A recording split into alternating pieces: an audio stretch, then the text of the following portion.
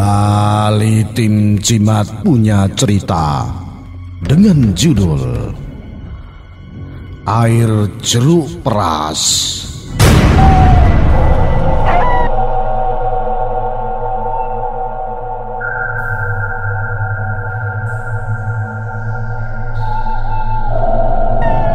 Menolong orang adalah perbuatan yang sangat mulia, asal tidak dibarengi dengan sifat iseng. Bila itu dilakukan bisa bikin repot orang sekampung. Perkenalkan, namaku Sugianto, asal dari Samaan, Kota Malang. Ini adalah pengalaman yang kualami bersama sahabatku yang bernama Sarmut. Dia terkenal suka iseng atau metak. Kala itu di awal tahun 90-an. Siang di perempatan jalan dekat daerah Samaan, Kota Malang, tempat kita biasa nongkrong, terjadi kecelakaan hebat. Dua sepeda motor saling bertubrukan. Dua orang meninggal di tempat dan dua lainnya luka berat. Kami semua serentak ikut menolong korban, dan sebagian lagi ikut membawa korban yang hidup ke Rumah Sakit Saiful Anwar Malang. Salah satu korban yang meninggal bernama Supri. Dia terkenal jago ngebut dan preman yang cukup disegani di daerah kami. Setelah jenazahnya dibawa ke rumah sakit, aku, Paimo, Muji dan Sarmut lalu mencari tanah untuk menimbun bekas-bekas darah yang menggenang lumayan banyak. Nah, saat mencari tanah itu keisungan Sarmut kambuh.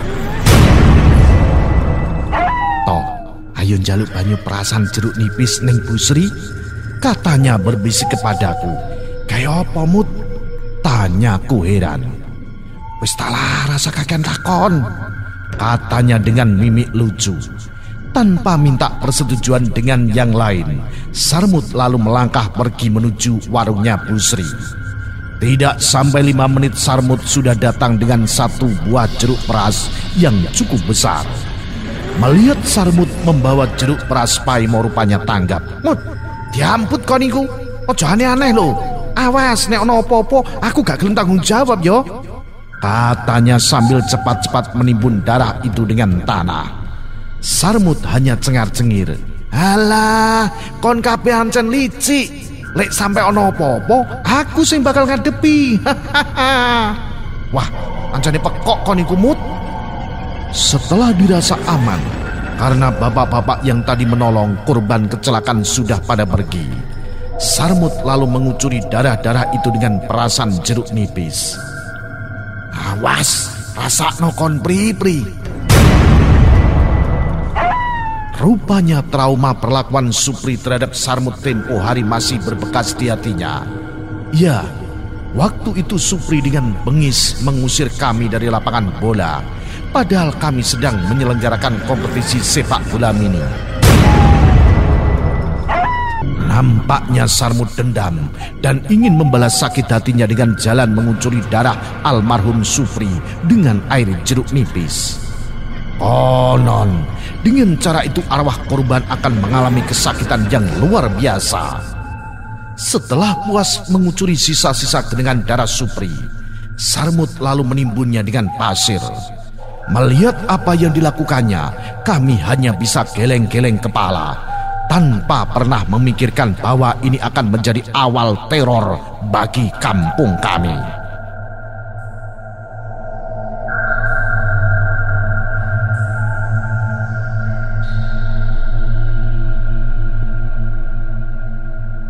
Sorenya, setelah puas bermain bola, kami berempat langsung menuju markas besar, yakni pos kampling yang ada di ujung perempatan. Badan yang lelah membuat kami kehilangan nafsu untuk ngobrol ngalor ngidul. Kami lebih memilih merebahkan badan dan tidur-tiduran saja untuk menunggu sholat berjamaah di masjid. Setelah selesai sholat, kami memutuskan tidur di pos kampling itu. Rasa kantuk yang datang sudah membuat kami lupa tentang tingkah laku iseng Sarmut tadi siang. Tidak berapa lama Mas Lutfi datang. Loh, iki kok pada turun yang kene? Iya Mas, arep laya-laya dhisik iki. Oh alah, gelem ngewangi aku sis kampling ora? Iya Mas, ora apa-apa, jawab kami bersamaan. Setelah itu Cak Soleh penjual nasi goreng keliling mampir ke depan pos kamling. "Cak Leh, tolong gawe nasi goreng ya." Mas Lutfi juga sempat menawari kami nasi goreng, tapi kami tidak begitu antusias. Jadinya Mas Lutfi hanya pesan untuk dirinya sendiri. Setelah itu aku, Paimo dan Mas Lutfi keliling untuk patroli keliling. Sedangkan Sarmut dan Muci tampak tidur di pos kamling. Tepat jam 12:30 dini hari kami selesai patroli. Kami semua beranjak tidur di pos roda.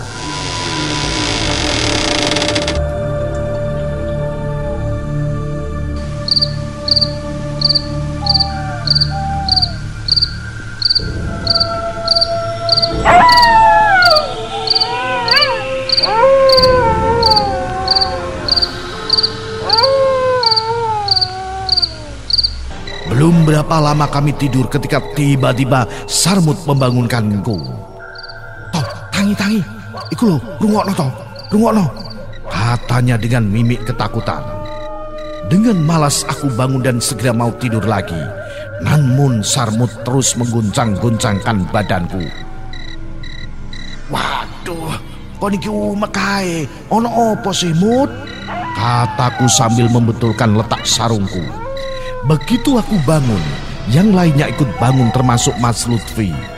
Samar-samar terdengar suara lirih yang makin lama makin kencang.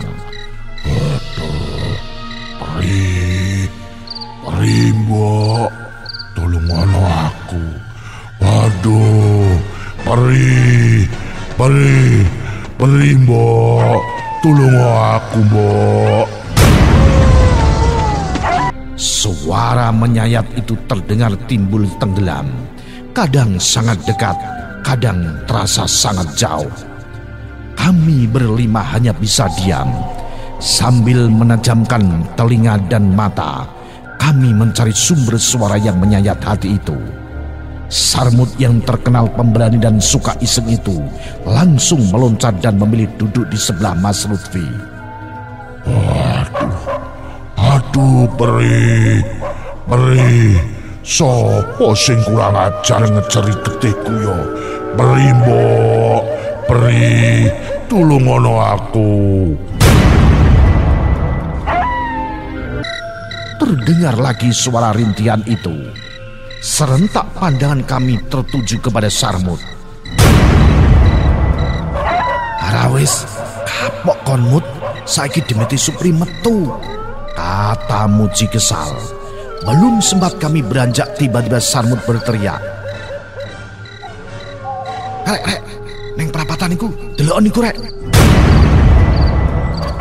Sambil tangannya menunjuk ke arah tempat kejadian kecelakaan tadi siang, serentak pandangan kami arahkan ke perempatan.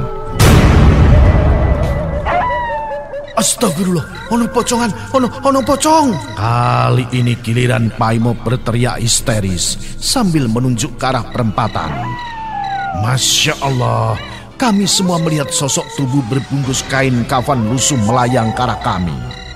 Bulu kuduk kami meremang, dibaringi dengan keringat dingin yang mengucur deras. "Tolong, perih, aduh, loro." Terdengar suaranya yang parau. Belum sempat kami pergi, pocongan itu sudah berdiri persis di depan kami. Wajahnya hancur berlumuran darah, tapi samar-samar kami tahu persis bahwa wajah itu adalah wajahnya Supri yang meninggal akibat kecelakaan di perempatan. "Kurang ajar, sopo sing ngeceri jeruk ning getihku?" Suara pocong Supri terdengar menyeramkan. Tanpa dikomando kami langsung loncat dari pos kamling dan lari tunggang langgang dengan celana basah terkencing-kencing. Kami segera menuju ke rumah masing-masing. Sarmut yang terkenal dablek larinya paling kencang sambil teriak-teriak. Tolong, ana pocong Supri." Kami berusaha lari, tapi kaki terasa sangat berat. Apalagi suara itu terus-menerus terdengar di telinga kami. Belum lagi aroma kembang kuburan bercampur kapur barus dan juga kemenyan, dan bau bangkai seperti menempel di hidung kami masing-masing. Malam itu hampir semua dari kami tidak ada yang mampu sampai di rumah. Kami pingsan dan membuat geger orang sekampung. Selama hampir 40 hari, tiap malam kampung kami disatroni pocong Supri. Rumah demi rumah didatangi. Ada yang didatangi di teras rumahnya, ada yang di kamar mandi, ada pula yang dipergoki di ujung jalan itu.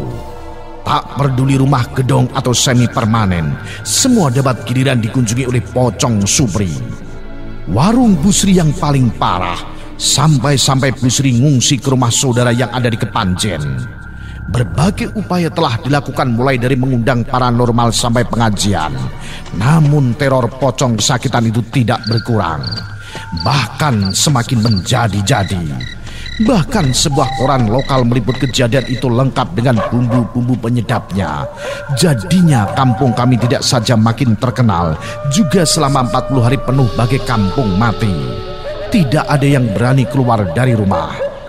Hampir semua warga lebih memilih tidur berhimpitan dan tidak ada yang berani tidur sendiri.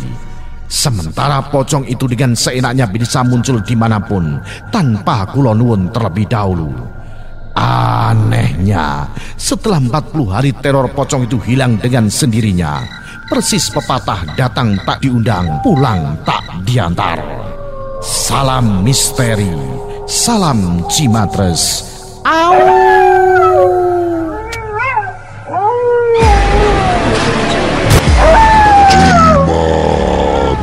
Sajian malam Jumat.